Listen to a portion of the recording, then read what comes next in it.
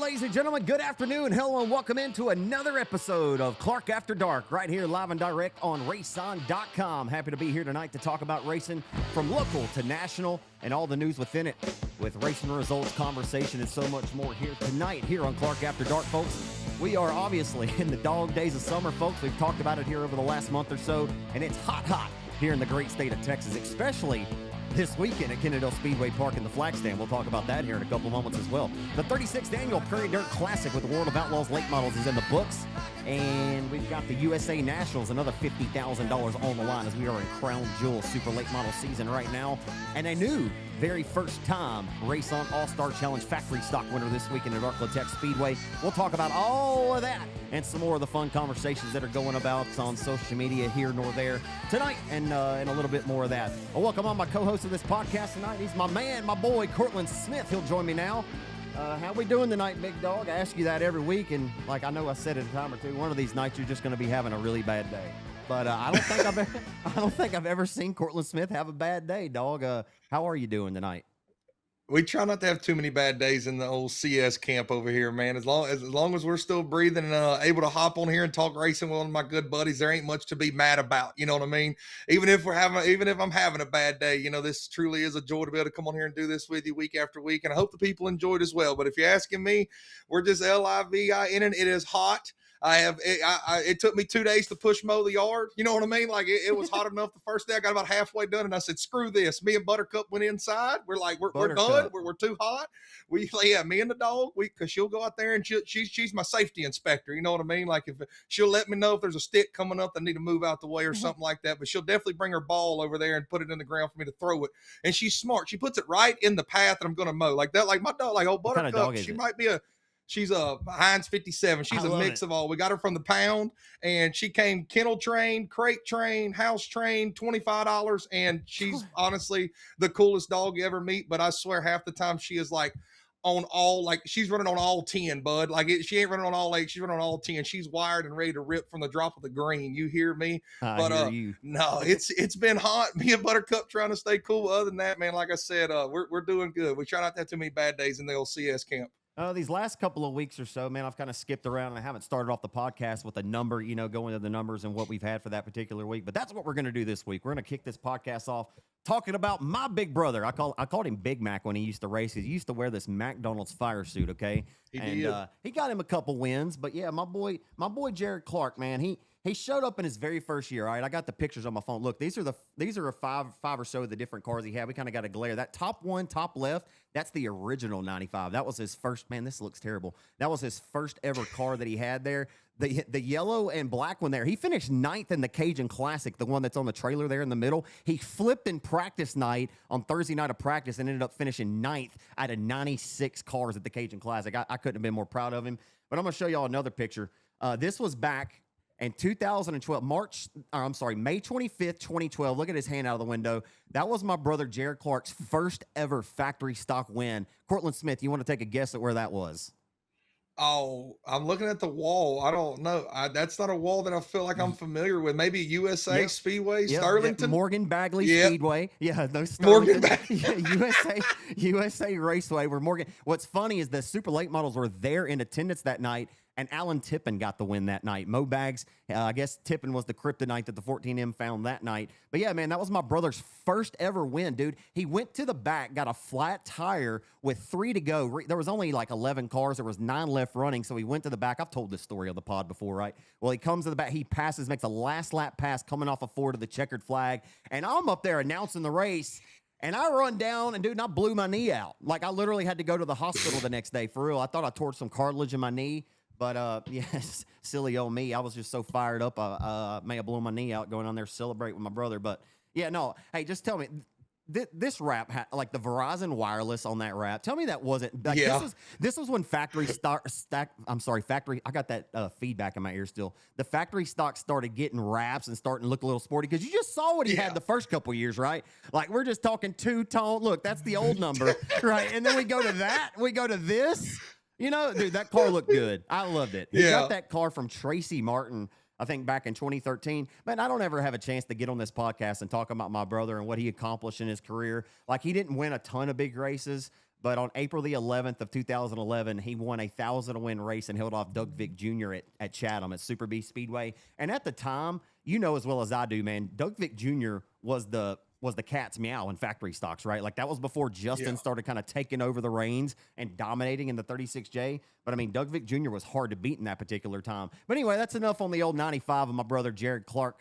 As yeah, man, I wish I could see him back at a factory stock. Matter of fact, Chase Hatton. Or Billy Taylor, the car that Chase Hatton drives, Billy Taylor said, man, anytime your brother wants to get back to Honda Wheel, I'll put him in the old 10X. And I was like, well, let's just make sure Chase Hatton's out of town and he doesn't have anywhere to be because I don't want to take that right away from him. So anyway, a couple of the other 95s, and sadly, I don't have pictures like the ones I do for my brother here.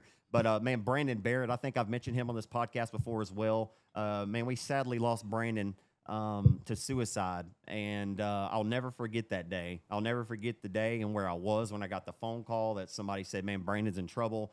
He may need help. And I get emotional talking about it, so I'm not going to go too far on it. But Brandon was a friend of mine, and I loved him dearly. And if I'd have known that he was struggling the way that he was, and I'm not saying I've lived with any kind of regret whatsoever, but this is a guy that I had more than just, had more than just a friendship conversation with. Like we talked about a lot of personal stuff in the time that I knew him.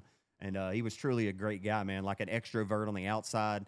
And like really, I've never met a person that hadn't had a great thing to say about Brandon Barrett. So when he took his life, it floored me, man. It took me a while to get over it. And, not making it my issue, like his family and everybody else, obviously they feel the loss a lot harder than I did, but just, from a guy that was, like 4 or 5 years in at the time, announcing racing, I look at everybody at the racetrack, Cortland, like they're my family, I really do. Yeah. And when we lost Brandon at that time, he was truly an awesome guy. And you would have never thought, when we found out, we were like, surely not, he's not the kind of guy that would do that. And you just never know what people are going through, man. So since that time, I've made it a point to ask people extra, like, hey, man, are you sure you're okay? Or are you sure you're all right?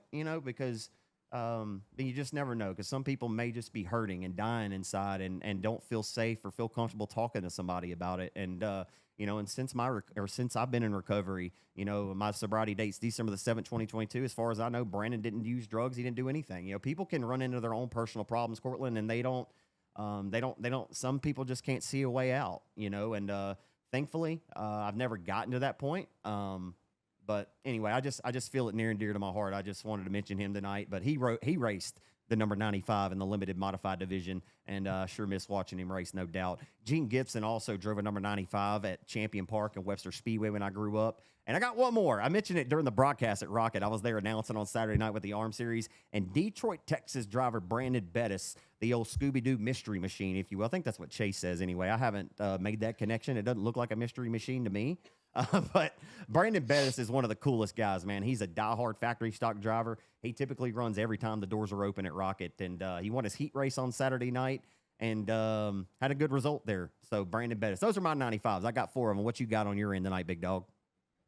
Coming on the CS number 95s here, my man Brian Shoemaker Jr. from Monroe, Louisiana, runs the limited modifieds. He's been at Boot Hill Speedway almost every single time the doors have been open. So want to give a shout out to him. Kind of probably just got started racing this year from what my race pass tells me, just started in 2026. So shout out to him for getting the sport, racing limited modifieds number 95 from Monroe, Louisiana. Then I got one for you, Zach, the Jedi, Jerry Bowersock from Wapakoneta, Ohio. The Jedi, the original best performance motorsports driver, I guess you could say. Yeah. He ran the best performance car, late model there a little while. He runs a modified, but multi-time Eldor track champion. There's always, anytime they roll into Eldor, there's going to be a Jedi or Jerry Bowersock reference by the broadcast crew. So I got to give a shout out to the Jedi there. My other couple 95s I got one for the kids. You can't go number 95 without Lightning McQueen and the Rusties, the 7-time Piston Cup champion. Lightning McQueen, little Rusties action on them. That one's for the kids right there. That's for the little homies out there. Lightning McQueen's number 95. And then I kind of pulled one out, a hat out or trick out of one of your hats there. And the Levi and Family Racing number 95. You see Michael McDowell, Casey Kane, Christopher Bell, Matt DiBenedetto, and NASCAR Racing. That Levi and Family Racing was number 95. Had a lot of good shoes in it there for a couple years.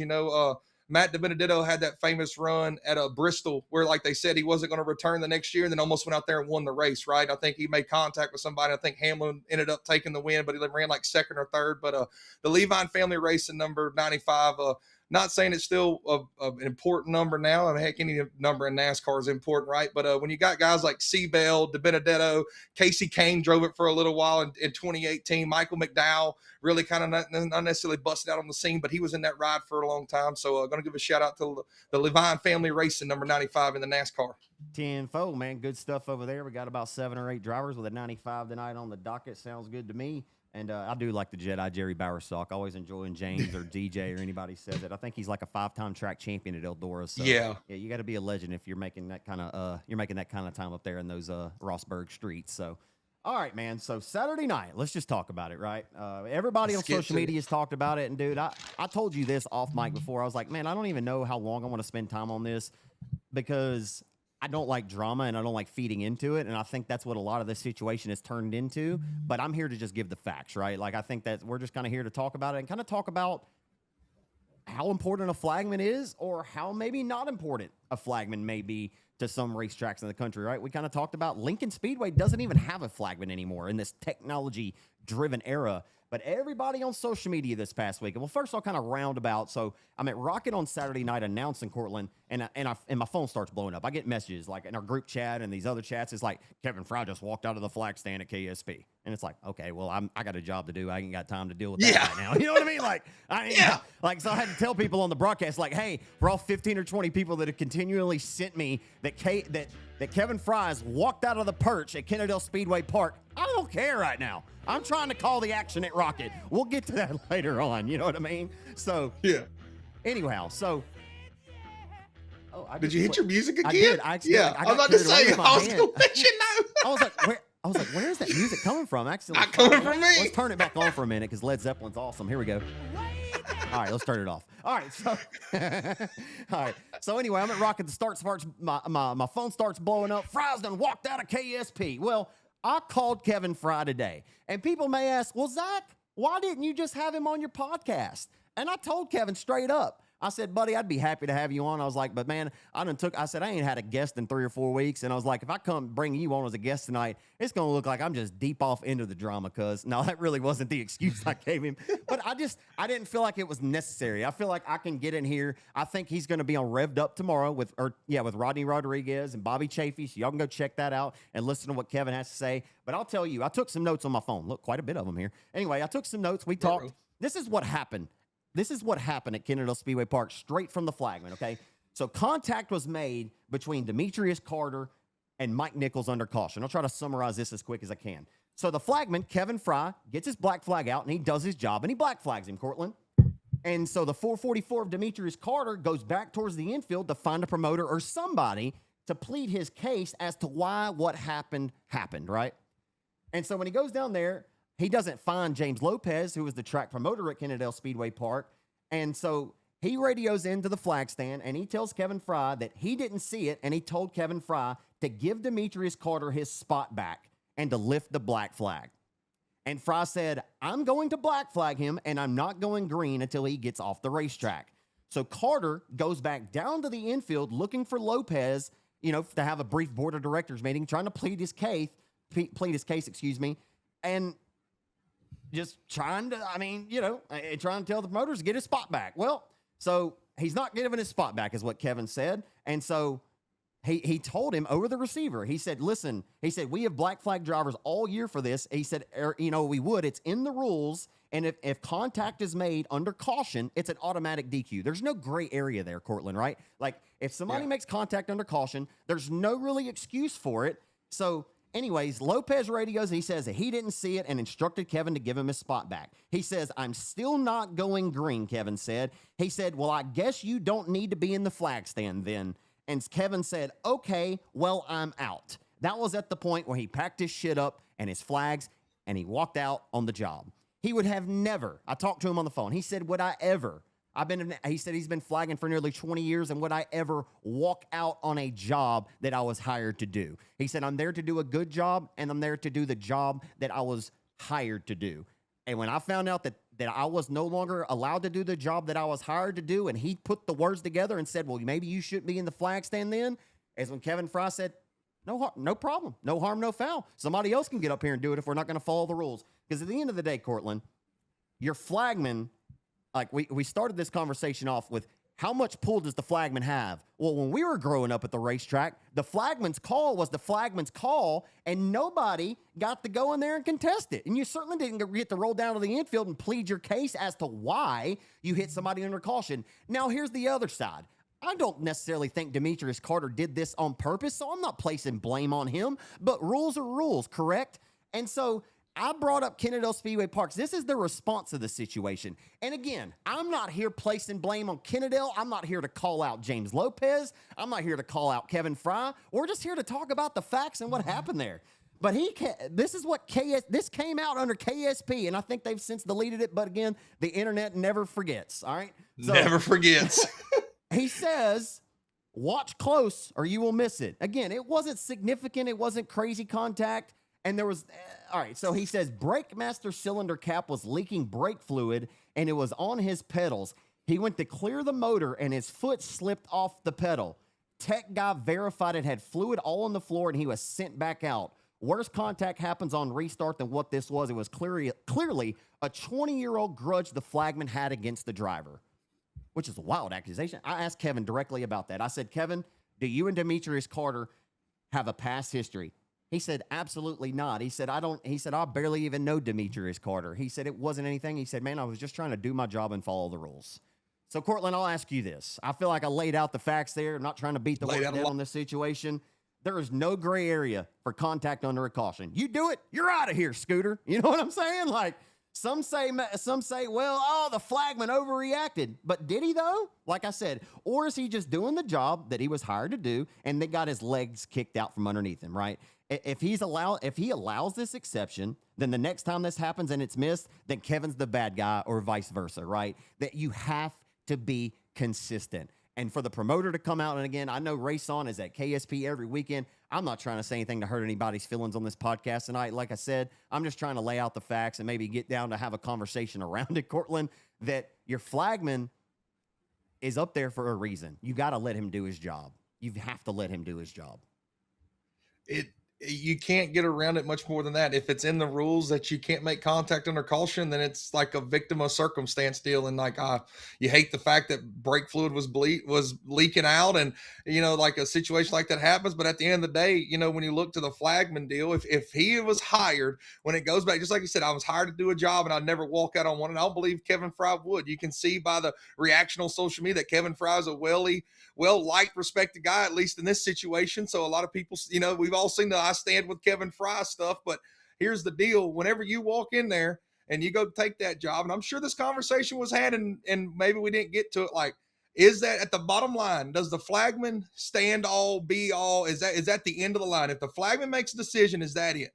Because if that's the case, then you got to stand with what your flagman says. But if there's always, if the promoter's going to come in there and backdoor, it doesn't make it good for anybody in this situation. That's the terrible thing about it, is like, how much authority are you going to give the flagman? I don't know. I've never sat in a KSP drivers meeting. I've never been behind closed doors when they have this conversation. So who's the end all be all? Nowadays, you got race directors out there that they're in the box and they're the ones that are making those calls. And the flagman is more or less there just for presentation. Now, if it's obviously something blatant and clear as day, then the flagman speaks up. But man, when you look at it around the country, like, the flagmen, are they really the ones making the calls nowadays? Not really. I mean, it's 2026. We got radios, you got track spotters, you got 4 or 5 different eyeballs on there. Like, the flagman can only see so much. So I'm not saying that they've pulled power away from them, but essentially, like you mentioned, the flagman nowadays isn't what it was like in the late 90s, early 2000s, where like their call is final and that's the end of the day. Because 90% of the time at most tracks you go to, they're answering to a race director.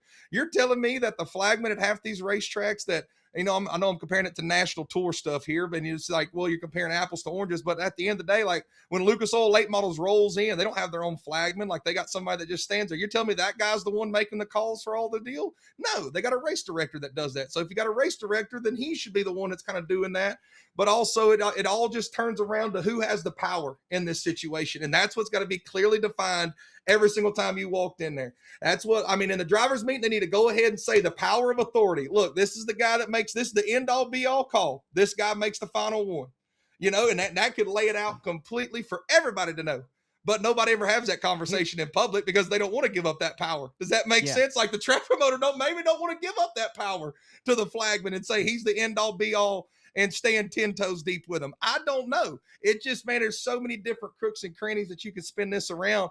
At the end of the day, it's a sad day. It's a bad deal when the flagman walks out. But if he feels like he was disrespected, and if that was what was said over the radio, heck, your boy would have bounced too. I'd have bounced like a basketball. You know what I'm saying? Like it is what it is at this point.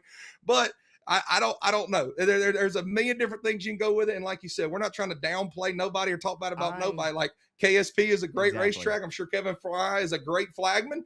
I've seen, he does a great job. It's just one of those deals of like, now we're sitting here talking about it for 10 minutes. And at the end of the day, we need an order. We need an order of operations or chain of directors. This guy's the end all be all. This guy makes this decision. This guy makes this one. And if we work our way up the ladder and that's the one that makes it, then so be it. You know what I'm saying? Well, just think about it. Demetrius Carter, if he, think about the sense of entitlement. Demetrius Carter, if you listen to this podcast, sir, I've never met you, so I'm not trying to disrespect you, but just think about the entitlement that you have to roll down to the infield to try to plead your case after the flagman gave you the black flag, knowing that you, like that call is not the end all be all. He's like, oh, well, I got black flag. Well, shit, let me go bitch to somebody and see if I can get this overturned in the midst of the battle. Like in the middle of a heat race, we're rolling down to the infield trying to get somebody to reverse a call when really we should just respect what the flagman's initial call was, whether you feel like you got done a disservice or not, right? Like that is ultimately where we're at here. Cortland, you hear me talk about all the time when we're at the racetrack, right? We're a team. From the flagman, from the concession stand workers, from the ticket booth workers, to the flagman, to the scores in the tower, to us, the announcers, and to anybody that works at the racetrack, we are a team. So I never want to throw anybody at the racetrack underneath the bus and have something come out on the other end and makes them look bad, right? And so I highly doubt Kevin Fry wanted this situation to unfold in the manner in which it did, but it did. Like I put myself in the situation, like if this happens at Boot Hill, like if Rollo or Bubba Jones do radio up and say, hey, Keith, or hey, Crow, I feel like, yeah, man. I mean, like we're talking about it. That could happen. Like, let's be real about this right now. I'm not saying that James Lopez, being the promoter, doesn't have a leg to stand on. I'm not saying that. He is the promoter. So he is more than welcome to hop on there and say, hey, Kevin, look, as a team, we saw this, and I don't know if you saw it the same way. Well, Kevin evidently felt he felt some type of way that, no, I saw it. And James admitted that he did not see what actually happened. So he's basically just overruling something that he did not even see. So it's better in that situation to just wash your hands, Demetrius Carter, and go to the pits and come back out and fight another day in the feature event. That's it. Like you may get on Facebook or somebody might say, you know what, Demetrius Carter got served some disservice tonight. But you know what? Nobody would be talking about it to the degree that we're talking about it now, because he would have came out, he would have ran the feature, he would have went home and slept in his bed and got up, and nobody would have been talking about this on Sunday. You know what I mean? But now everybody's, I stand with Kevin Fry. You know what? Hey, I stand with Kevin too. Kevin's my boy. I just got off the phone with him earlier. I just had to see how he's doing. And I also want to say, I could have called James Lopez and got his side of it, but I don't know that it's necessary. Like, I feel like this situation again, we done beat the horse all the way dead. He's dead, Cortland. He's really dead now. But ain't no more buckaroos. And so apparently it was such a deal. Like even Dick McCullough, this dude's been announcing at KSP for 20 years. I heard that it aggravated him so much that he even got up and walked out too. And so evidently they felt defiant enough that, hey, we're not going to stand for this. And I haven't seen the racetrack yet make a post, and that's fine. I think everybody can get back on the page. I think a phone call between James Lopez and Kevin Fry could happen, and this party could get restarted. He could be back at the flag, be back in the flag stand this weekend, man. Sometimes in racing, Cortland, miscommunications are going to happen. We can't see every little thing on the racetrack. How many times I'm up there calling a race, and I have to say, well, We'll have to rely on this Day Motorsports instant replay because I just missed what happened in real time. I can't see it all because when I'm looking down at turns 1 and 2 and I'm looking at a battle in 3rd and 4th and 16th and 17th is battling off of 4, you know what I mean? I don't have 2 sets of eyeballs. You know what I mean? Just like James Lopez doesn't have 2 sets and Kevin Fry doesn't. But at the end of the day, his call has to be the call or the rules have to be plain and clear so these kind of situations don't rear their ugly head. And that's about all I got on it. If you want to add anything else, you're more than happy to do so. I'm just going to add this in there. If the rule is no contact under caution, then no contact under caution. I hate that your brakes went out. You know what I mean? That ain't no difference than when you start a heat race and you go in there and you smooth check the left rear tire or smooth check the quarter panel on somebody else because you lost your brakes going into turn 1 and they send you to the tail. Like there's no difference between that or that's why rules are written, right? Yeah. So, it's a stinky situation. You hate it. Like you said, we've absolutely squandered this for as much as possible. And it's still going on and it'll go on tomorrow. But you want to know the great thing about racing is that next week, this will all be old news. Like give it 24, 48 more hours. Like it'll all be old news. Just wait. Somebody else will get popped for doping tires and we'll forget about Kevin Fry and the whole Flagman situation. You know what I mean? Not that you want to. This is one of those deals that when you look back on, you hope that we can learn from it and we can go on from it, right? Like hopefully we get this, like I said, chain of command, because at the end of the day, somebody's got to be that end all be all final decision maker, and you got to figure out who's that going to be. And just like you said, we use Boot Hill Speedway for an example. We're a team. If Bubba and Rallo mic up and say something, then sadly at the end of the day, if they're the promoters, that's kind of who pays you. That's kind of who makes the decision, and it's a wishy-washy deal. It could go either way, but I absolutely hate to see it. Hopefully we can just learn from it, because at the end of the day, this isn't the news that we want to have out. Like, this isn't what we want to be talking about in racing. We want to be talking about all the phenomenal racing that we had and the people that won, or a spectacular race or whatever it may have been, right? So, Kevin, like you said, hopefully a phone call gets made this week between Lopez and Kevin, and they can get this squandered and get back to it. All right, man, look, we're going to take this conversation to a different conversation now. It's going to be about results on a racetrack. We're not going to get too deep. We're going to talk about the results and what happened around the great state of Texas and Louisiana and at Rocket and the different places we were this weekend. I know you were at Manny on Friday night. By the way, congrats. I heard you, or you're the new voice of Sabine Speedway. Congratulations on that. And I know Josh did a great job down there for a while. I'll let you add anything if you want to on that in a minute. But while we're having conversation starters here, I got sent this message today. Just show you guys. Look, this is a screenshot from messages that I got from a fan that sent me this. Okay, I told him I wouldn't out his name or anything like that, but I thought it was a great conversation piece, right? Because Cody Tupper, for the second consecutive weekend, has swept the B-Mod action now between 3 different racetracks over these last 2 weeks. Okay, so between Boot Hill, his win at last Friday night, or at Texarkana the last 2 weeks, and then Arklatex this weekend. Okay. So he has now 20 wins, and who would have thought with all the rainouts that we had that Cody Tupper would have a chance to beat his win total? I want to take this conversation here with this fan said. He said, I love B-Mods. I think they're super cool, but I can't be the only one who thinks our local B-Mod driver roster is super weak for the fastest class we run, right? And I was like, I don't know about all that. Like, I think we got some pretty good talent, but and he said, we need our best drivers to get in that class by next year, which is, quite a demand. Like, we can't just demand people get into a class because we want it to be great. You know what I mean? Like, it is what it is. He says, I think Cody Tupper is a really, really good race car driver, but I don't think he's this, in all caps, good. Now, I got a couple of arguments on a couple different sides of the table to this, because I think we sometimes forget how good maybe Cody Tupper is, and that is why he is winning so many races. Now, is the USRE B-Mod division building itself up into what we would like it to be in the future? Yes. Now, has the competition kind of been stretched out here lately, and you're hoping maybe a Boone Evans or a Cody King or somebody going to show up to give that 23-car run here? Lately, yes. But Cody Tupper is in the shop. He works his ass off every week. Like, he really is an outstanding racer. That's why he has 20 wins on the year. But I want to remind you people, in his rookie season, like, I could see this coming, like winning 20 races in the year. Cody Tupper, when the factory stock class was like in its prime in 2016, he won the Louisiana State Dirt Track Championship as a rookie that year. There was like 48 factory stocks of the LSDTC that year. And guess who won it? Cody Tupper in his rookie year. There was only like his 7th career start that night. I'm not kidding you. And then later, the very next year, Tupper wins in his very first ever limited modified start at Arklatex on a Thursday night with the SUPR late models in the house. And at that time, I'm thinking, this is 10 years ago, Cortland. I'm thinking, we got a new one. Like, we've got a good, young, new phenom racer in the making here. And what Cody Tupper has done since his rookie year in 2015 is win races. Like, he's winning a crate late model. He's one of the B mods now. He's one of the limiteds. He's winning everything he's driven. But the question that we answer is the competition in this class, right? Like, this past Saturday, I'm at Rocket, right? And Dalton Ragsdale's there. He won. And the 510 Cody King is there. These are all the guys that Cody Tupper's going to have to race against when he goes up to Lucas Oil Speedway.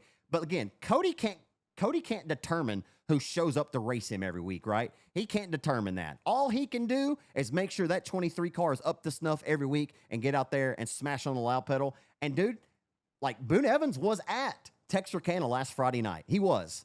And he got a little too high wide and knocked the right front off of it. But the two guys, right, 1A, 1B in the B-Mod division in the great state of Texas and Louisiana is unquestionably Cody Tupper and Boone Evans. I'm sure you would agree with that. Yeah, I would have to agree with that. And you talk about Tupper being good and like, do we need this competition? I ain't taking nothing away from him, but when you look at it, he was one of the first guys to jump off in this B mod deal, right? Like, he was one of the first guys to swap over and do it. So he's got more notes and more laps than anybody else. And I ain't discrediting his driving abilities. At the end of the day, you got to go out there and wheel it. But also, we know that 23 machine ain't missing much. You know what I'm saying? Like, it's a quality piece. Like, that is a show enough ride to be driving. And so do you discredit him any? No, not really. Like you said, he can't control who comes in and rolls in and races them. But at his last 6 wins, when you look at it, and I'm not discrediting anybody else that was in this field, you had 12 cars that won, 23, 21, 23, 8, and 16. So 3 of the 6 full car fields. I'll go ahead and give you the credit on the 23, 21, 23. And I'm not discrediting that 8 cars at 67 because there were some show enough dogs there. You know what I'm saying? But it's not like a guy that's in the factory stocks when you roll into Boot Hill on a weekly night with 45 dudes rolling through the pit area. You know what I'm saying? Like, you got to kind of look at it at both sides, right? Is Cody Tupper a really good driver? Yes. And then I know we've talked about it till we're sick and blue in the face. But when we made this B mod class, like, you see a guy like Cody Tupper, you see the Williams brothers, you see a guy like Boone Evans. They just went from the limited to the B mod. So we've essentially just split the quality of what one class was. So you kind of split the talent there. And so I'm not saying it opens the door easily for somebody to take over, but look at 69 sit here. And I'm not saying he wasn't never dominant before, but he's been dominant as ever since they split the two. You think of Cody Tupper when they split them, 23's dominant as ever whenever they split. So you kind of took the talent and split them up. And it is what it is.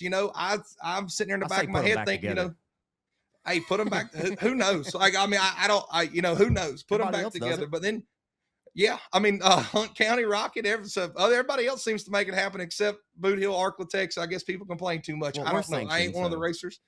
Yeah, they are sanctioned. So you do get a little fishy there. But, and then also you got to think about it. Somebody like Talon Willis, Kel Murphy, like they've made the jump to modifieds this year. Yeah. So those were guys that were racing B mods every weekend that was either going to beat the 23 or be knocking on the back door, contending for wins every single night, right? So you took 2 of your stouter quality drivers and they done moved on to modified. So it's one of those deals like, well, you took those 2 competitors out of there. Jeremy Haddix, he's been out for a little while. He's got a new J2 car rolling in this here soon. I seen TJR posted it that he's got one coming. So, maybe he can throw his hat in the ring as well now that he's got a J2 car. I don't know, man. I'm not taking nothing away from Cody Tupper. You win 20 races in a year. Congratulations, my friend. You are a dog. He's a dog. But you just like kind of when you compare it, look at the 69, and I ain't discrediting anything Derek's done neither. Like, at the end of the day, they're the 2 fastest cars that show up. They can't control who races them.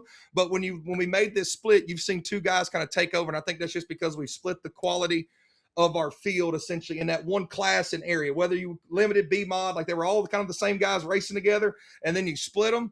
And then it just kind of takes that quality. And then I'm not saying it makes it any easier, but at the end of the day, it makes it easier. You know what I'm saying? Yeah. Like, it just is what it is. Well, I'll say, like, Tupper is a dog because he races every single weekend. Yes, even with his wife and his 2 kids there. Like, it is she has a daycare at the racetrack every week. You know what I mean? Like, so as much as we're sitting on here talking about the competition, like, he can't choose his competition, like we've reiterated. And he can't help that he's at the top of his game right now. Like, that dude is driven to win every time he goes to the racetrack. And it's going to raise everyone else's game trying to catch him, right, Cortland? And like we've seen this. This isn't the first time we've seen a driver dominant on the local, the regional, or the national level, right? Like we've seen Justin Whitehead dominate the factory stocks for 12 plus years around here. Bobby Pierce is on a run. Donnie Schatz has dominated the World of Outlaw sprint cars. Steve Kinzer has dominated the World of Outlaw sprint cars at a time. You know, and when you're good, you're just good, no matter who the competition is, right? And I'm excited to see where Cody does stack up at the USRA Nationals this year because I think he might have more raw speed this year than what he had last year. We just haven't really been able to see him measure it up against, you know, again, and I say that like the Williams twins have been fast this year, right? Like, and so I'm not discrediting anybody here. Boone Evans has been bad fast, but 20 wins to 6 and 7 and 9 wins is obviously a massive difference. That's why we're talking about the 23 car here, not anybody else. Like, Tupper is an outstanding race car driver, and I think we've watched him evolve into where he is now, you know, going back to that rookie year like I talked about. So he's won in anything he's ever gotten in, but I thought this would be fun. Just think if these guys had a B mod, and it's okay if they don't, right? Like, this is just for fun. But what if Mark Underwood Jr., Jason Ingalls, right? He was bad fast in that B mod just a few weeks ago. Yeah. Just imagine if Underwood, Derek Grigsby, Jason Ingalls, Brett Frazier. Ooh, boy, that would be some slide job city. David Winslet, huh? Get Winslet back, right? Get him back local racing again. Give me Talon Willis. Give me Chris and Dustin Hennigan back. This class could be insane. Like, I absolutely love this Day Motorsports B-Mod class. We just need more guys to potentially get in it and to raise the level, right? We just need to get it to raise up to the next level, and I think we could get there, man. We got to have more competition. I think that's what it'll take. I love this B-Mod class too. Heck, you asked me if I won like $30,000, what would I do? And I said, I'd go buy a B-Mod. You know what I'm saying? Like that, like it is. We're not racing an old 80 Monte Carlo frame. Like, we got purpose-built race cars that actually get up an attitude and look cool going around the racetrack. I'm not saying a factory stock and a limited modified don't look cool going around the racetrack. And I love all my factory stock and limited modified guys, but that B-Mod, you get that thing tuned over on the right front, you got it leaning, you up on the bars, and you at least feel cool when you go around the racetrack. You know what I'm saying? Like, it's just something that I've never felt what a car on the bars is, so I'm not going to sit here and describe it, but I know it's got to be feeling a whole lot cooler than going around the racetrack looking like I'm driving a cardboard box that doesn't move at all. You know what I'm saying? Like, there's very little movement in a lot of them, in a lot of the limited modifieds and factory stock. So, like you said, can it grow and can it be something spectacular? Yeah, I mean, it just takes a little bit of time, maybe. You know, you got to get through the bad years before you get to the good ones, right? I don't want you at my, I don't know how the old saying goes, you don't deserve me at my best if you can't hang with me through the worst, or however it goes like that. You know what I'm saying? I mean, it might be one of them deals that in 3 years we turn around and look and you got all those guys in B mods and we're sitting there beating the door down, can't wait for another B mod race, right?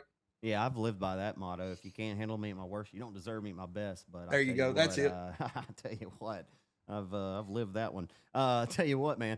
All right, so let's just continue to talk conversation here. Who should be? We'll go back and we'll talk about some Arclitex results and rocket and stuff here as we conclude the pod tonight. But I'm kind of liking where we're headed here. All right, so who should be the number one dirt late model driver into the country right now? Brandon Sheppard just won his 4th Prairie Dirt Classic.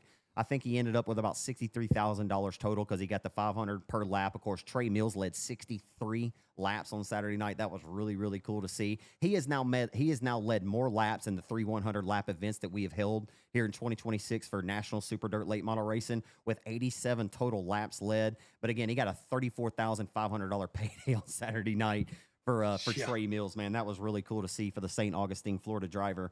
But who should be number one in the country right now? In the month of July, Brandon Sheppard has 5 wins. Bobby Pierce has 2 wins. His average finish for Sheppard is 4.58. Pierce is 3.57.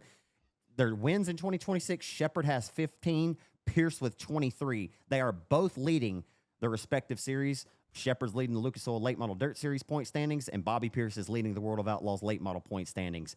Who should be number one? Like, which is crazy that we're having this conversation because the last 3 weeks or so we've come into this podcast talking about how hot, how in fuego Bobby Pierce is right now. I tell you what, cuz that damn Rocket One is done turning up the wick. I don't think Rocket One is number one yet, but if he keeps on this trajectory, dude, Brandon Sheppard's back. Like, we haven't just came here and said that on this podcast earlier in the year. We're like, is Sheppard on his way to being back here? Well, he's just kind of keeps sneaking these wins away, like snaking them away from drivers. And, dude, Brandon Sheppard is back in his dream machine. You know what I mean? Like, he always calls it his dream machine. And, dude, I don't know about you, But Brandon Shepherd is about to win a bunch of races to close out this year. I don't think he'll catch Bobby in win total, but he might end up being the #1 dirt late model by the end of the year. Well, where are you at right now on this 32-1 conversation? Who's better now? Who do you have? Who do you have right now? I've got Pierce right now still because I think you can't get Silly. Dude, he's won 12 of his last 15 starts. He's won 12 of his last 15. Dude, Brandon Shepherd is I don't care about the last 12. Shepherd's heating up, but I just don't. I just let Shepherd win 2 or 3 more in a row, and then next week when we show up, or if he wins the USA Nationals, then I'll put him ahead of Pierce. But until he does that, I can't put him in front of the 32 yet. Okay. Let's just look at this. Last week, like Fairbury, that's as even of a playing field that you're going to get with both of them dudes. Like they got many laps around Fairbury, right? Yeah, that's a good point. Shepherd outruns them on the flow night. He outruns them in the showdown. They raced each other in the showdown. Shepherd outrun them. Yeah. And then you go to the PDC. Guess who won it? Brandon Shepherd. Best car in the country. Well, that's Brandon Shepherd. I'm sorry. Taken. You can at me. I mean, like, we're talking about right now. I don't care about last week. Okay. Hey, dirt late model racing don't care about none of that. Hey, Ricky Thornton Jr. won $53,000 last week. Guess what? He ended with a half of a rear end last Saturday night. You know what I'm saying? Like, nobody cares about last week, cuz. Like, that's old. That's past. That's in the history. Overall, then, for 2026, because head-to-head, they have raced each other 36 times this year. Both have 36 starts against each other. Bobby Pierce has 8 wins to Brandon Shepherd's 6. He has 23 top 5s to Shepherd's 18. He has 31 top 10s to Shepherd's 26. And his average finish is 5.2 to Shepherd's 7.5. And his worst finish, well, all that doesn't matter. But, I mean, overall... But the recency bias is really getting you here. You think Shepherd has taken the crown away from the 32 car, and he's about to ride off into the sunset. I'm just saying, like, just look at it. Just look at it. He snuck one at Shelby County over a good field. Yeah, I might be a little bit of a rocketeer. I'm just saying, whenever Brandon Shepherd for several months has been saying, like, this thing's good, it is, and good. we're getting better, like it's they've stumbled upon something, and I know the Rocket won. Like now we can go the argument Longhorn Rocket, you can do all that. Yeah. Tyler Erb's running better. Turbo was up front, got spun out by Josh Rice. I think what he run 8th at the PDC.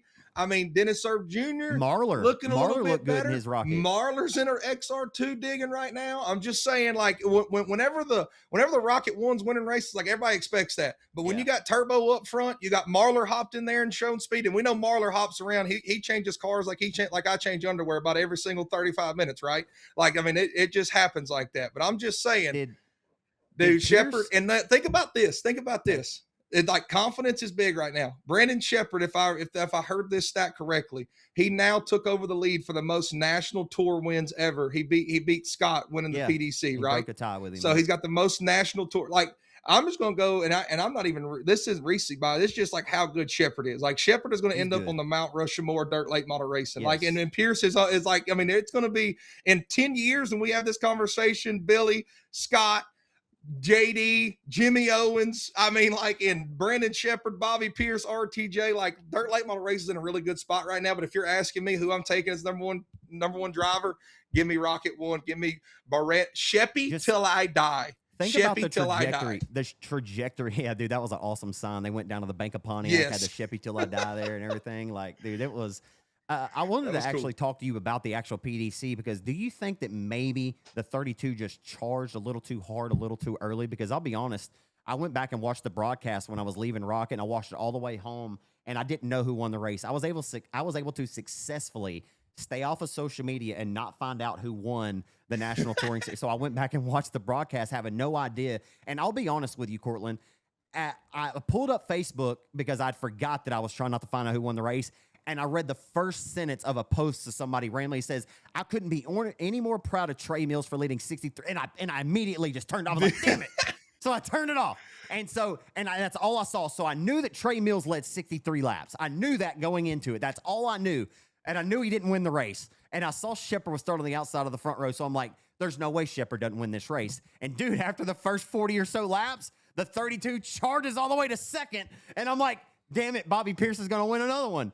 And dude, I was so intrigued those last like 60 laps, dude, I had no idea. Obviously, that's why you watch a race, because you don't want to know who won until it's over. Well, I successfully stayed off social media. So, dude, I truly didn't know who was going to win. But yeah, you're right. The one came on top of the 32 like it was a duel, and Rocket One was just better on this particular Saturday night. But did Bobby use his tires up maybe a little too early? Or is that just a great excuse because it sounds good? I mean, it is what it is. Like, I mean, right. I mean, it is what it is. That's why you run a 100-lap race. I mean, we've seen Bobby Pierce charge through the field many a times and still had tire left over, right? Like, I don't know. I didn't see the tires at the end of the night, so I couldn't tell you who's what, why, when, and where, who looked like what. But, you know, you mentioned Trey Mills. Like, don't sleep on this dude. Like, Trey Mills, you talked about how he's led the most laps in 100-lap races so far. Dude, when you go back to Golden Isles, leading that race down in speed weeks, flips over the wall, battling for the lead with like 5 to go. Then you go to the Dream. You lead laps at the Dream. Then you roll into the PDC and you lead 63 laps. Mind you, PDC, cool as all get out, $500 per lap led. He was $31,500 richer just for leading 63 laps. You know, and hey, I don't know about you, but if I'm Brandon Shepherd, like I'm telling you right now, you're sitting in the back of their heads that these guys don't want to go immediately because that's just $500 a lap that's leaving their pocket. You know, like I'm not saying Shepherd kind of wasn't strategizing like, hey, I got to at least save it for a little bit. But you're telling me he ain't pushing the issue to try to get up there and lead laps and get $500 a lap as well. I'm just like, he's made a $50,000 race pay $100,000 when he led all 100 before. So like he knows that like how important that lap money really is. Hey. So I mean, I don't want to. I ain't going back to the Shepherd conversation. I want to give Trey Mills his credit and where credit's due. That 14 car has been sneaky fast. Shout out my boy Colby Richmond. He's on the tires over there.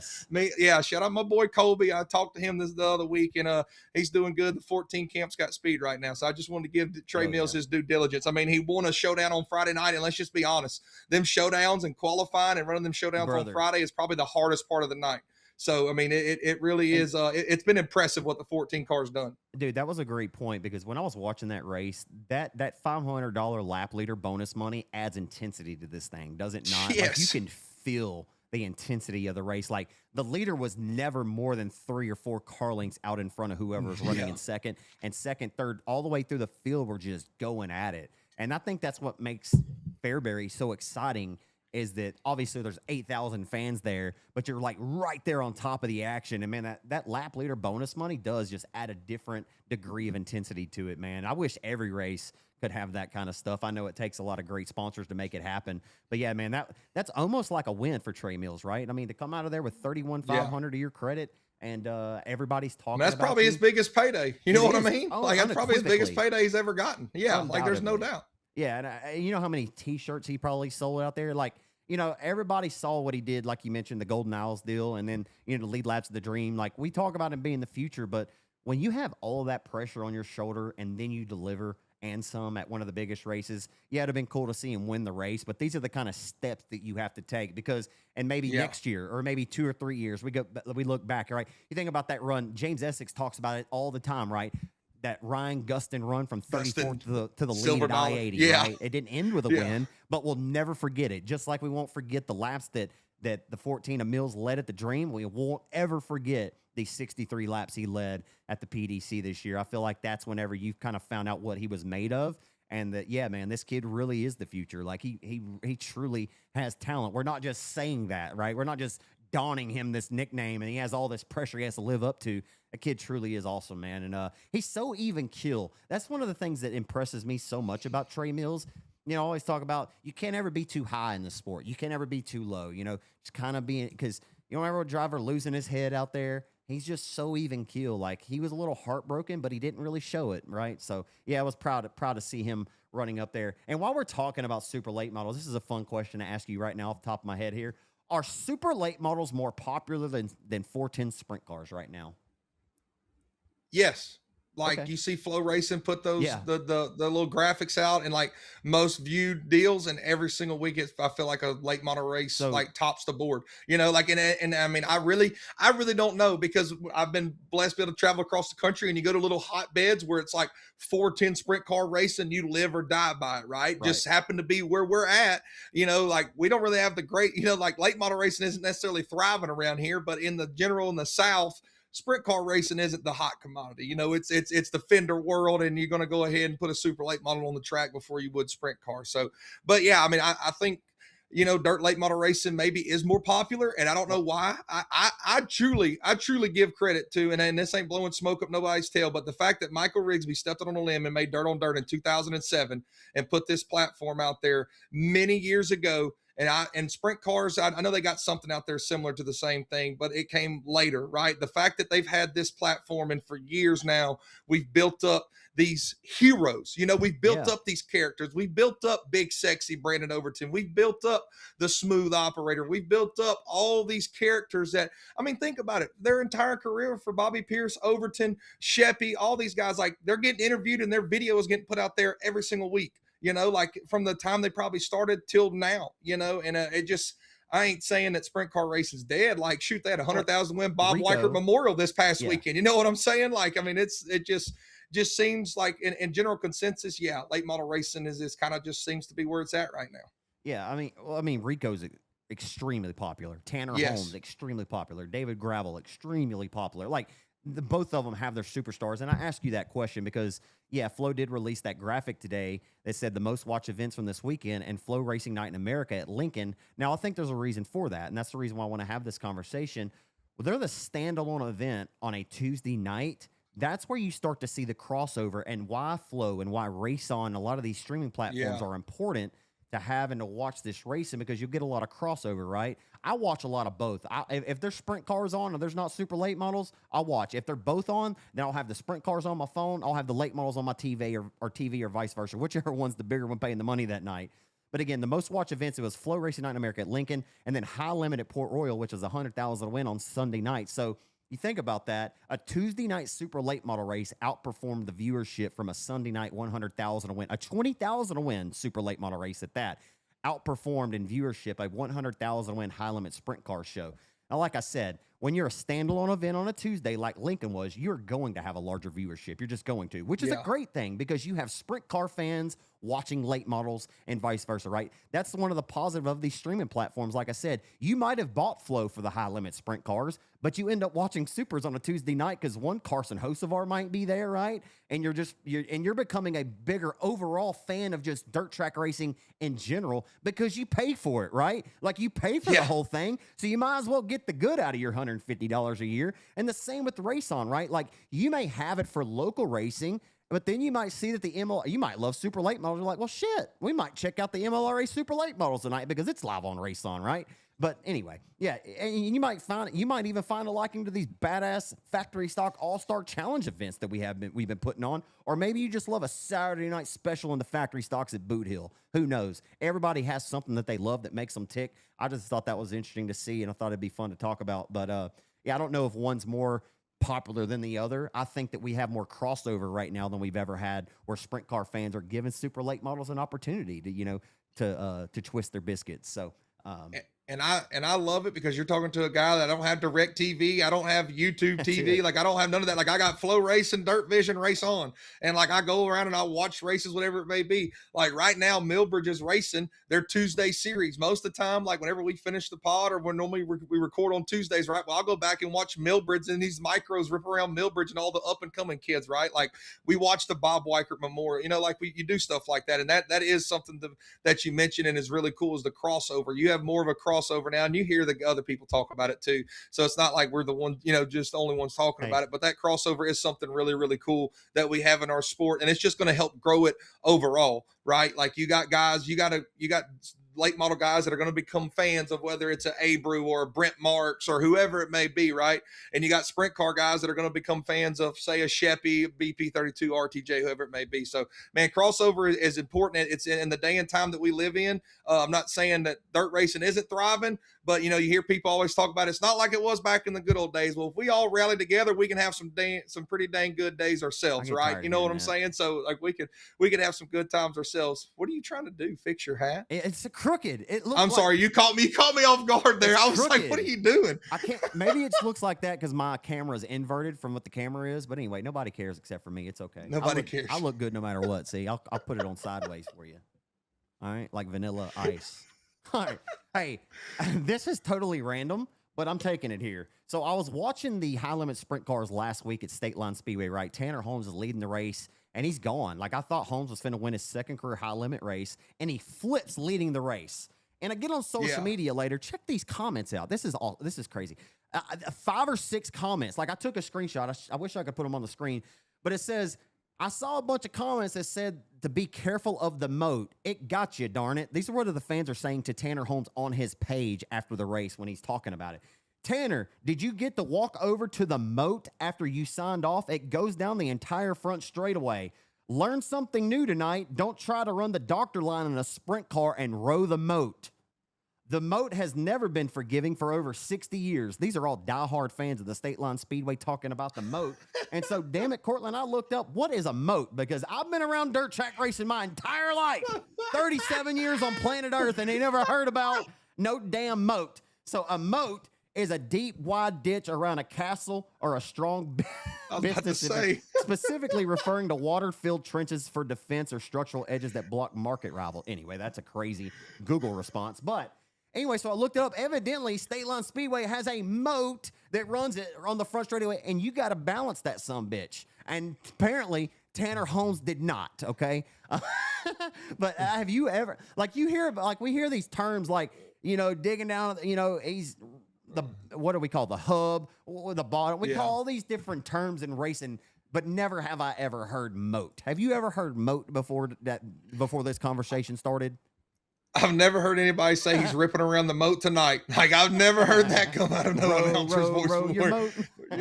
I guess there you go. We got a new one, but you know, like you said, a watered filled trench. It didn't necessarily have water. It was just a little part. I mean, it was I guess technically these people like Sabine Speedway's got a moat too down the back straightaway. They got a big trench back there too. I guess that maybe it might be a northern thing. I don't know. We just call it a ditch around here, but maybe it's a moat. Maybe we just need to start calling it a moat just to be a little more classy, I guess. Perhaps so. All right, man, we'll circle back here. The final few things we'll talk about here. Man, how about Colby Mewborn scoring his first ever factory stock All-Star Challenge win? You know, he kicked off regular season racing at Vivian this year, and he won their opening race of the year, Dick Colby. And, man, he's been bad fast all season long. But to get that win and to who he got it over, Burford was second. Dude, how about Jeffrey Abbey winning on Friday night and then coming back and finishing third on Saturday? And I think that's more of a testament to how good the 36 car must have been on Saturday. Have you had a chance to go back and watch it just yet? Yeah. And how was Arklatex on Saturday night? And kind of what was your take on Abbey winning Friday night at Texarkana for 1,500 and then Colby getting it done on Saturday night? Kind of like I said a couple weeks back, like the turning point of Arklatex, dude, it's absolutely delivered. You know, you saw a couple weeks ago with the Burford finish there, like, you know, late in the going, he stole that one. And then you roll around here and man, the racing was really good all night long. You know, I was in the booth at Manny Friday, but I was at home Saturday, just like you were saying. I had my my laptop, my monitor, my computer, TV, phone. I had like 6 or 7 races going on, and Arklatex delivered, and I'm going to give those guys credit. When a lot of people maybe not necessarily were questionable about it, but now that we've hit the month of July, like it seems to just keep getting better and better. You know, you had a top side you can go up there and rip. You had a bottom side you can go down there and roll around the hub, or we can call it a moat, whatever you want to call it, whatever floats your boat, right? Top. Yeah, the moat's on the top. They called the moat at the top. Whatever floats your boat, just call it that. But at the end of the day, Mewborn picks up the win on Saturday. And like you said, he held off some of the best in the business. When you go in there, it doesn't matter if it's a RaceON All-Star Challenge. That's right. And I'm not discrediting that. But when you roll into a 1,500 to win factory stock race in our great region, and I'm going to say it, I'm going to throw region. It ain't just Boot Hill. It ain't just 67. Throw Rocket, Hunt, Manny, any of these places. When you put on a 1,500 to win factory stock race, it is 100% earned. Ain't none of them going to be given to you. Whether somebody breaks on the last lap and you inherit the race lead, at the end of the day, you had to work your tail off to get to that second spot. So, yes, the H237 is lightning fast. We know anytime Jeffrey Abbey rolls in a factory stock and that Tim Hardman ride, like, you better go ahead and you got your work cut out. But for Mewborn to pick up that win, man, we talked about it from early on in the year. He picked up that win earlier, and it's just been bad fast. But, dude, just bad luck and bad luck. Heck, he made major contact with the wall up there at Boot Hill, like just So a bunch of different crazy things have happened. But at the end of the day, man, that 36 car is really, really fast. And I'm happy for Colby to pick up that win, man. Same. We both kind of started racing together at the same time. We were both in limited modifieds. And, he is a good buddy of mine. Heck, all these guys are good buddies of mine, right? Like I can sit here and talk about each one of them and got a story with almost every single one of them. But I was really pumped up to see Bieber pick up that win. And like you said, Jeffrey Abbey is still Jeffrey Abbey. Anytime he rolls in, he's going to be a contender. Hey, would you agree? This Jamie Burford, though, has been better than expected, right? Like, we know how good Burford's been in a mod in his career, but I think that he's outperformed anybody's expectations. And that's not to say that I didn't have unrealistic expectations. I didn't think that he was going to come out and start winning every weekend. But I damn sure didn't think that he was going to come out and start winning factory stock races as quickly as he's done it, locking himself into third in a 10,000 win, winning a regular show, and then beating Abby, like coming home second and having a chance to win one of these All-Star Challenge races. Dude, Jamie Burford has been everything that Courtney Knighton was hoping for and some as far as his performance. I'm just going to tell you, JB showed up to me. I think it was the 30,000 weekend. I met him at the top of turn one at Boot Hill. We're sitting there talking, and he said, "Cortland?" I said, "What's up, JB?" He goes, "I'm just telling you right now, this factory stock class, they're screwed when I get my factory stock going." I said, "Why do you think that?" He maybe not said, he was just like, "I'm telling you, I'm going to get in this factory stock and it's going to be on." And my boy JB, he don't lie to you very often. If Jamie Burford tells you something, I mean, it might be a little far-fetched sometimes, but you got to believe the man. And sure enough, JB's gotten in that factory stock and has shown a lot of speed. But I mean, are we surprised? I mean, the dude's been a modified standout before. He went. I mean, I have no doubt, because I've seen the dude beat up and down the road with a Comp Chem series practically by himself. And if he wasn't by himself, Ashton was over there slinging the wrenches. And Ashton, I don't even know if Ashton was 12 years old. You know what I'm saying? And JB's out there, doing the best he can in the Comp Chems deal and doing really respectable, right? Like rookie of the year and so on. And it just, am I surprised? No. But I will say it's one of them deals. This is why we love factory stock racing, because we got a guy like Jamie Burford in the mix now, and that just makes it that much more exciting. You know what I'm saying? We just throw another guy, throw another name in the bucket for just an absolute excitement factor. And we know the old high side hustler, I call him the Kichai Kamikaze, if you want to, right? Like Jamie Burford's going to go put on a show and he ain't scared to drive her off in there. So it just raises the level that much more. And you just love to see it. Jamie Burford, that's another one, homie, old JB. He's a good time. And I'm glad that they're having speed. He's having fun. Like he told me, he goes like this. He goes, I'm having fun at the races. And that's really awesome. All you can ask for. Dude, hey, let's talk about how good the factory stock racing's been, though, because in the great state of Texas this last weekend, Cotton Bowl Speedway in Page, Texas also had 1,000-win factory stocks. They've got this 3-race mini-series for the factory stocks right now. I'm going to give you the top 5 from Vivian. We just talked about the top 3. Colby Mewborn, Jamie Burford, Jeffrey Abbey, the top 3. Neil Kemp, Mark Underwood Jr.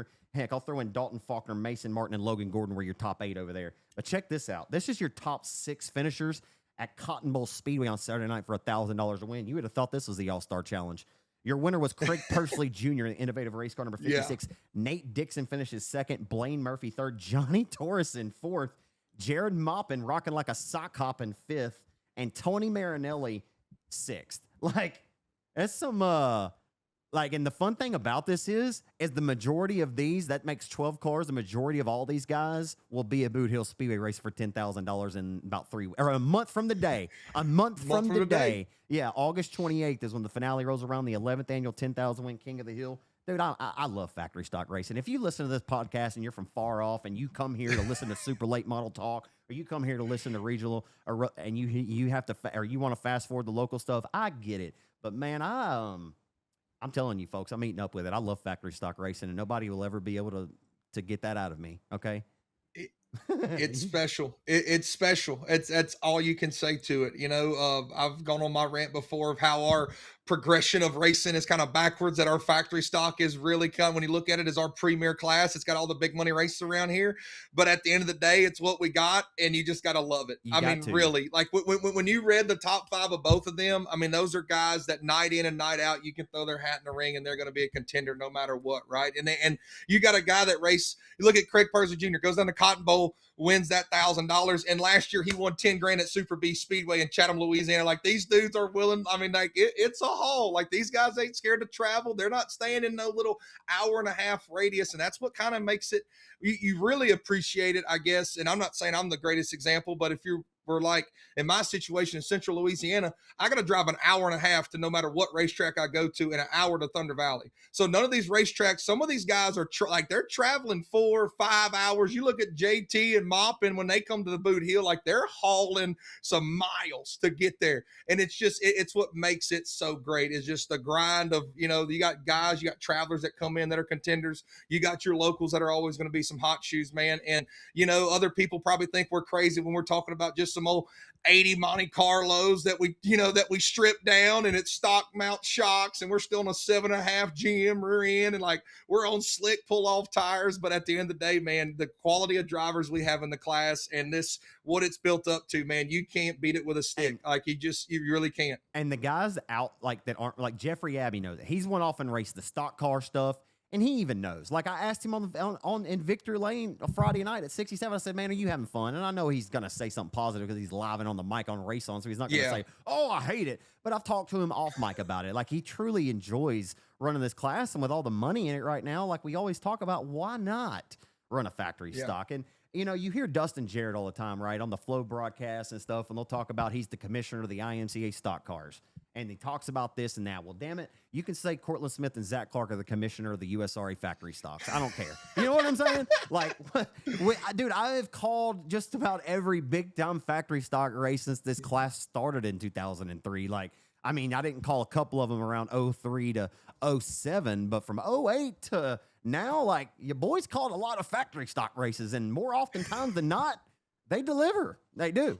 And I don't care. Don't at me, I'm just gonna say this out there. I've been blessed in the last couple of years to be given the opportunity to announce, but I think 5 of my 12 races I've ever announced in my career, a 10,000, a 10,000, a 30,000, a 30,000, another 10,000. You know what I'm saying? Like, I mean, and only half of my races I've announced have been some pretty big ones. You know what I'm saying? Like, that just tells you where our sport is at, or where our region is at with factory stock racing. When you say sport, it's a big picture. Well, actually, like, we just got our own little slice of heaven down here with factory stocks. And some people maybe hate them. Some people love them.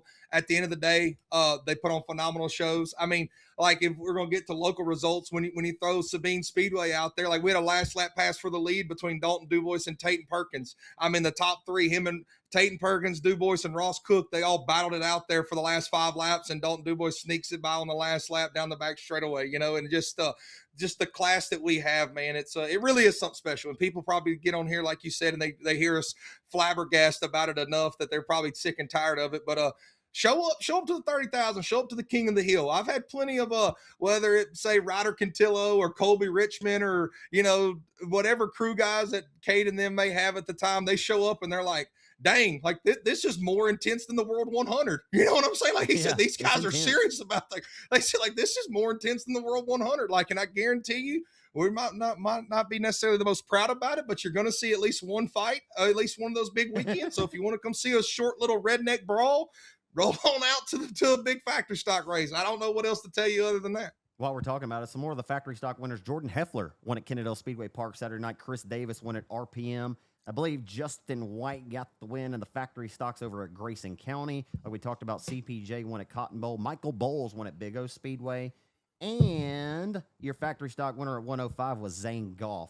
So, yeah, you just never really know what you're going to get out of this deal. And like we said, the factory stock winner over at Rocket Raceway Park, where I was this past weekend, one of the most respected guys in the pits. How about Sonny? He's cool. Oh, double S. Sonny Chofin got the win of the number 75 throwback car there. Boone Evans got your on-demand shirt stock car win of that Mirrorhead Motorsports number 22. And how about Jack Sarton? He posted on Facebook. This is so funny, dude. I messaged Jack. Yeah, day of where he was going to go. He posted on social media, like, where am I going to go, guy? I literally sent him a message, and I said, Jack, I don't even know why you posted that. You know you're going to RPM. I was trying to play the reverse psychology game on him to get him to come to Rocket, really. And I think it worked. He said, I'm going to eat a sandwich, go take a shower. He said, I've been spraying foam since about 6 o'clock this morning. He said, and then we'll decide what the 47 Shipley Motorsports Mullins chassis to come rolling in. And that sumbitch rolls out there and says quick time with a 13.994, the only car in the 13-second bracket that night.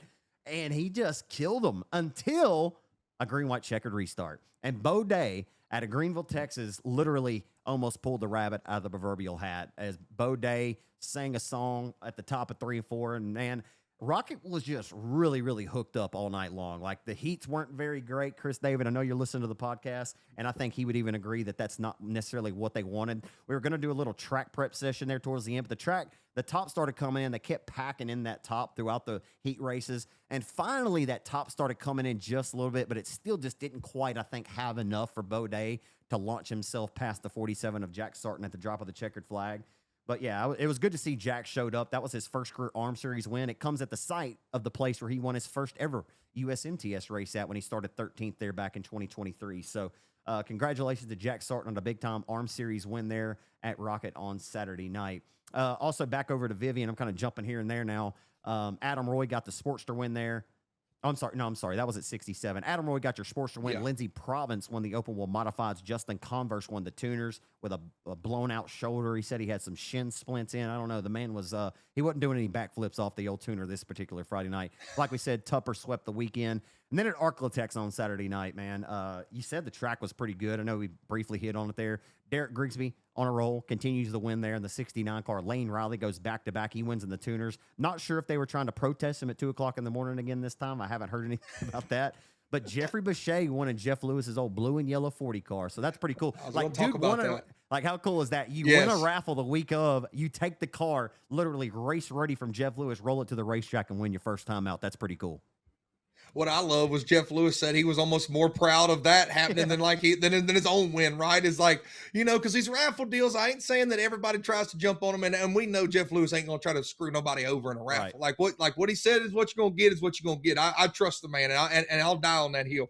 But some of these raffles, sometimes you're like, man, you buy into it, but do you really know what you're getting, right? Like, I mean, you just don't know. But then, like you said, you win the raffle and you take the car out first night out and it win. Jeffrey Bechet, dude. I mean, how much cooler could it be? You spend $100 and you got a race ready car, and then you end up in victory lane. Like, you can't add any more to it to make it sound any cooler than exactly what it was. You spent $100, got you a race car, took it to the racetrack, win. End of story. How cool is that?